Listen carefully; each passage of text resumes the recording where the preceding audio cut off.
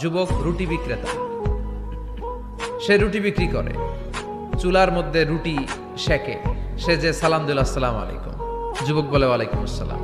আহমদ ইবনে হাম্বল বলে, যুবক আমার যাওয়ার জায়গা নেই, সফরে বেরিয়েছি, খুব শীতে কষ্ট পাচ্ছি, রাতে যদি তোমার এই চুলা থেকে একটু আগুন পোহাই কোনো সমস্যা?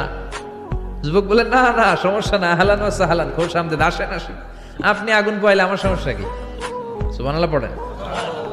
আল্লাহ শুকরিয়া করে উনি বসলেন আর আগুন পোহাচ্ছেন, আর খেয়াল করলেন যুবক রুটি বানায় আর পরে আস্তাগফিরুল্লাহ, রুটির দলা বানায় পরে আস্তাগফিরুল্লাহ, খামির বানায় আর পরে আস্তাগফিরুল্লাহ, রুটি নিয়ে উনুনের ভিতরে চুলার ভিতরে সেকা দেয় আর পরে আস্তাগফিরুল্লাহ, দোকানদারের কাছে কেউ আসলেই সে রুটি দেয় আর পরে আস্তাগফিরুল্লাহ, ক্রেতার কাছ থেকে টাকা নিয়ে ক্যাশ বক্সে রাখে আর কি পড়ে, আবার রুটি বানানো শুরু করে আর কি পড়ে, খালি এইটাই পড়তেছে। ইমাম আহমদ ইবনে হাম্বল তো অবাক, কিরে এটা আবার কেমন যুবক, খালি আস্তাগফিরুল্লাহ।